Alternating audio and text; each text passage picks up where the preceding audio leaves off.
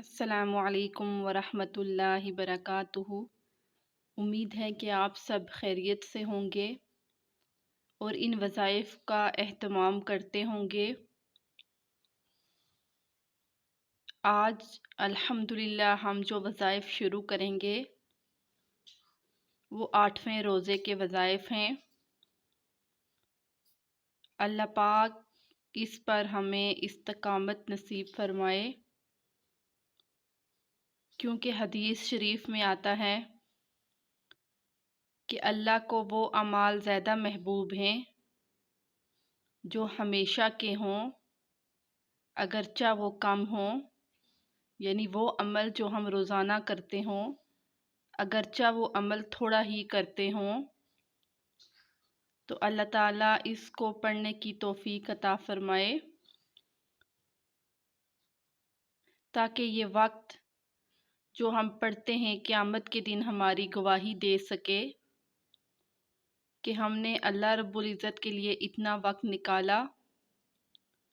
تو شروع کرتے ہیں آج کے وظائف۔ بسم اللہ الرحمن الرحیم۔ بعد از نماز فجر سورۃ الفتح 1 مرتبہ پڑھیں۔ یہ 26ویں پارے میں ہے سورۃ الفتح، اس کو 1 مرتبہ پڑھنا ہے۔ اور ظہر کی نماز کے بعد دعائے رزق 25 مرتبہ، یہ وہی رزق کی مذکورہ دعا ہے جو ہم نے پہلے بھی پڑھی تھی۔ اللہم اجعل اوسع رزقک علی عند کبر سنی وانقطاع عمری۔ اور عصر کے نماز کے بعد پنجم کلمہ 100 مرتبہ، یہ بھی وہی کلمہ ہے جو مذکورہ وظائف میں ہم پڑھ چکے ہیں۔ عصر کی نماز کے بعد چلتے پھرتے کام کرتے ہوئے اس کلمے کی ایک تسبیح مکمل کر لیں۔ یہ دعا پڑھنی ہے، یہ بھی مذکورہ وظائف میں ہم پڑھ چکے ہیں۔ قل اللہم مالک الملک تؤتی الملک من تشاء وتنزع الملک ممن تشاء وتعز من تشاء وتذل من تشاء بیدک الخیر انک علی کل شیء قدیر۔ اللہ سے دعا ہے کہ اللہ تعالیٰ ان وظائف کو ہمیں وقت پر کرنے کی توفیق عطا فرمائے،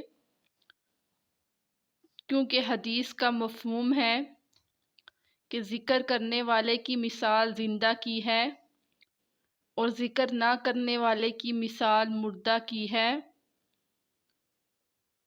اور پھر دوسری حدیث میں آتا ہے کہ بہت سے لوگ ایسے ہوں گے کہ دنیا میں نرم بستروں پر بیٹھ کے اللہ کا ذکر کرتے ہوں گے اور قیامت کے دن نور کے ممبروں پر ہوں گے۔ تو اللہ تعالیٰ ہمیں ان کو وقت پر کرنے کی توفیق عطا فرمائے۔ اسی کے ساتھ میں اجازت چاہوں گی۔ تمت بالخیر، اللہ حافظ۔ مغرب کی نماز کے بعد دعائے رزق 25 مرتبہ پڑھیں۔ لا الہ الا اللہ الملک الحق المبین، محمد الرسول اللہ الصادق الوعد الامین۔ اس کے